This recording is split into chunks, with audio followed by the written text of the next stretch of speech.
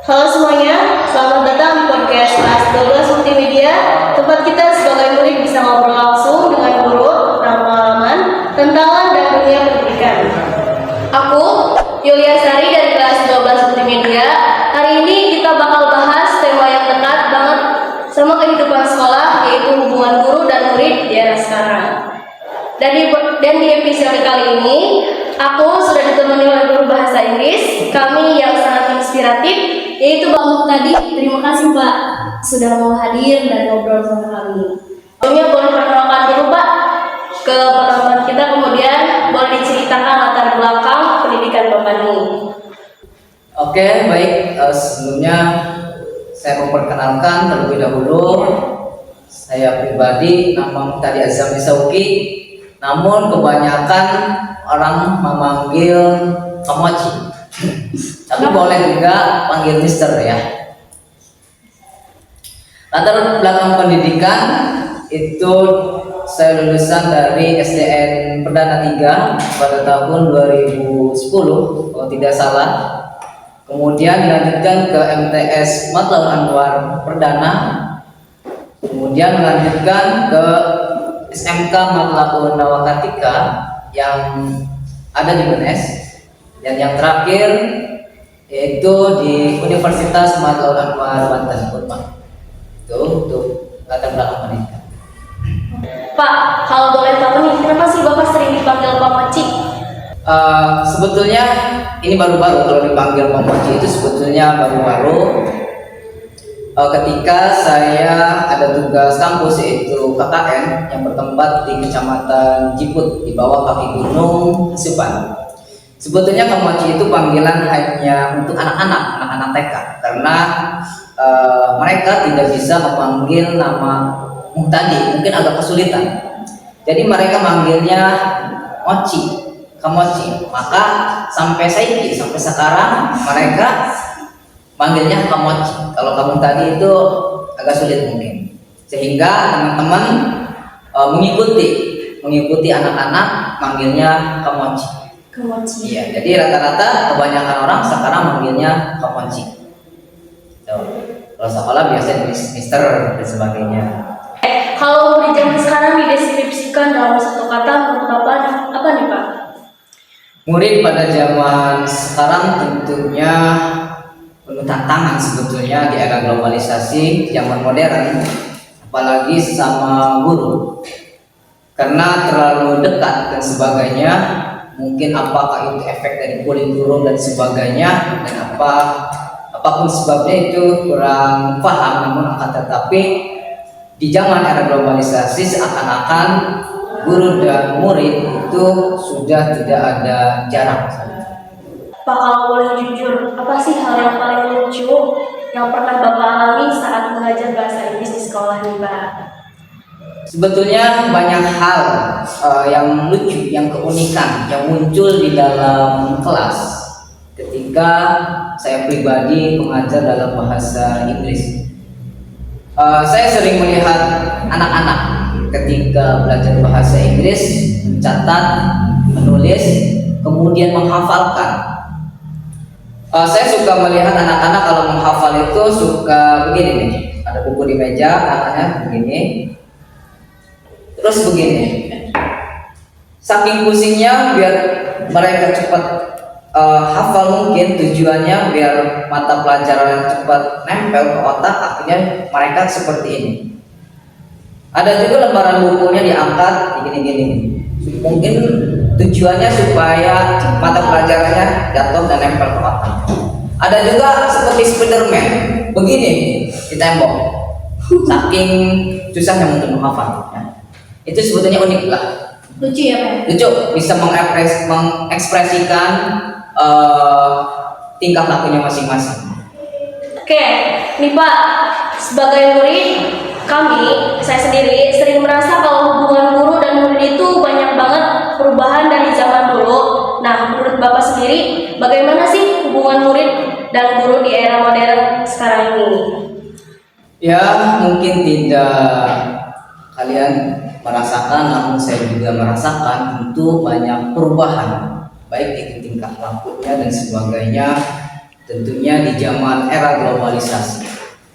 Kemungkinan besar itu efek dari sosial media sebetulnya, karena melihat situasi dan kondisi dunia luar, akhirnya siswa terkadang tidak mengandalkan guru, terkadang mengandalkan sosial media, akhirnya rasa hormat, rasa takdim dan sebagainya itu memudar, sedikit demi sedikit menghilang karena tergores oleh era globalisasi. Maka oleh karena itu sebetulnya pendidik atau seorang pelajar itu harus bisa mewarnai, jangan pernah diwarnai, jangan ingin diwarnai. Dalam artian, boleh kita menggunakan sosial media di era globalisasi, akan tetapi jangan sampai kita terbawa oleh arusnya. Ambil hal positifnya, buang hal negatifnya. Maka dengan posisi tersebut jangan sampai hilang rasa takdim, rasa hormat kepada guru. Terus menurut Bapak apa perbedaan paling terasa antara murid zaman dulu dan murid zaman sekarang, Pak? Perbedaannya? Tentunya banyak perbedaan untuk di zaman sekarang, zaman era globalisasi. Murid dengan guru itu satu terasa dekat, kedua tidak ada rasa hormat, tidak ada rasa takdim terhadap guru, dan tidak ada rasa takut terhadap guru. Berbeda dengan siswa atau pelajar di masa dulu, itu tentunya siswa atau murid takut, selalu takut kepada guru, melihatnya pun mereka takut. Berbeda dari zaman sekarang, melihatnya dia biasa saja, bertatapan biasa saja, ngobrol biasa saja, seakan-akan tidak ada jarak. Sebetulnya banyak perbedaan dari siswa sekarang dengan siswa masa lalu. Kalau mengajar bahasa Inggris, apa tantangan terbesar menghadapi murid generasi sekarang yang sering malu atau takut salah satu saat public speaking, Pak? Di era globalisasi sekarang, sebetulnya untuk mempelajari bahasa Inggris itu lebih mudah ketimbang dulu. Kenapa saya bilang lebih mudah? Karena alat atau media dukungnya untuk belajar bahasa Inggris zaman sekarang itu sudah hampir memenuhi. Sedangkan dulu kemana-mana kita harus menggunakan harus membawa kamus, buku besar. Berbeda dengan sekarang, semuanya, segala rumus, segala kosakata semuanya sekarang ada di mobile.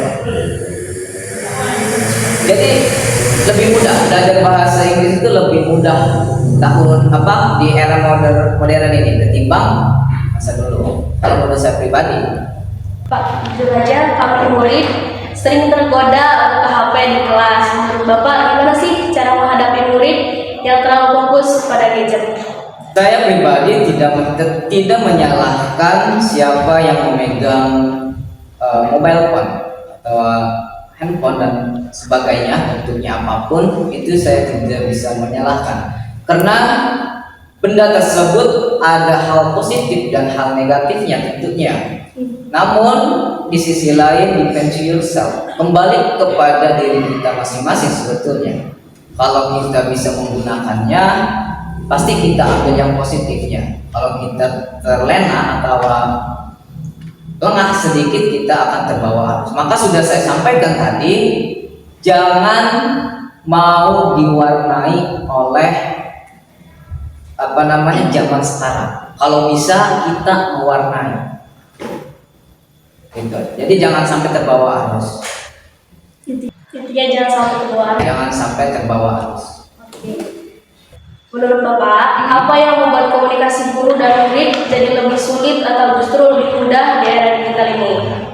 Di era globalisasi atau di era modern ini tentunya lebih mudah. Lebih mudah ya? Mudah, karena tidak menunggu waktu. Sebetulnya ketika kita ada informasi dan sebagainya, tidak menunggu waktu lama. Hitungan detik sudah sampai informasi tersebut. maka lebih mudah untuk berkomunikasi. Kadang murid pengen dekat sama guru nih Pak, tapi tetap segan dan hormat. Menurut Bapak, di batas mana hubungan itu harus berada? Selagi dia menjadi siswa atau sebagai pelajar, tentunya harus ada jarak dengan dewan guru dalam artian takdim tadi. Takdim atau rasa hormat, dalam artian menghormati. Boleh kita dekat, namun tidak terlalu dekat. Jauh pun tidak boleh terlalu jauh. Kalau murid sudah jauh dari guru itu bahaya juga. Kenapa nih bahayanya? Karena seakan-akan guru itu sebetulnya petunjuk.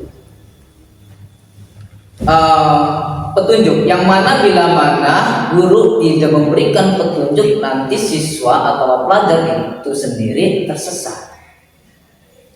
Maka oleh karena itu siswa pelajar tidak boleh jauh dengan guru.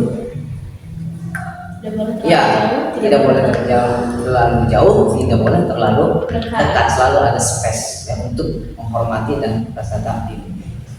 Oke. Banyak murid bilang bahasa Inggris itu susah Pak. Apa tips dari Bapak supaya kami lebih termotivasi untuk belajar? Sebetulnya everything, semuanya tidak ada yang susah, tidak ada yang sulit. Yang sulit itu membuang rasa malas. Malas itu emang Ya, jadi seakan-akan kita mau melakukan apapun itu sebetulnya malas. Bolehlah. Sering kita lihat di luar maupun di dalam, terkadang siswa itu melihat pegang handphone, melihat mobile phone, memegang, memainkan. Yang dilihat itu bukan pelajaran dan sebagainya, akan tetapi game dan sebagainya, bukan mata pelajaran.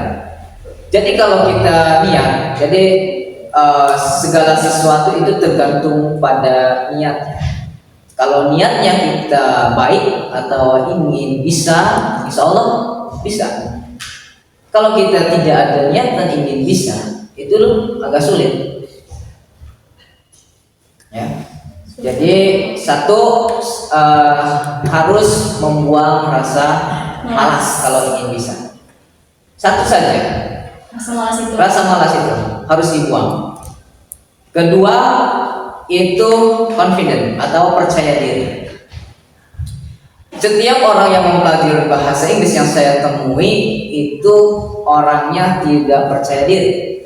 Rata-rata percaya diri, malu, takut salah, takut diomongin teman, takut diomongin orang, takut ditertawakan dan sebagainya.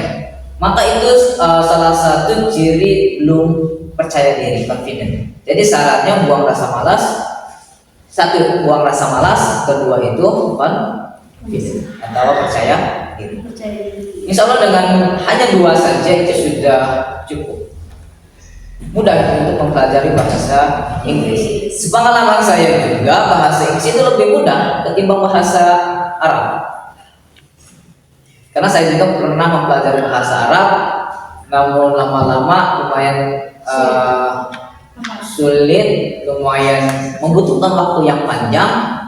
Nah, kemudian hari saya move on sebentar, move on ke bahasa Inggris. Akhirnya lama-lama jatuh cinta atau nyamanlah dengan bahasa Inggris ya, sampai sekarang saya nyaman dengan bahasa Inggris walaupun tidak tidak begitu mahir dalam bahasa Inggris. Yang penting nyaman dulu.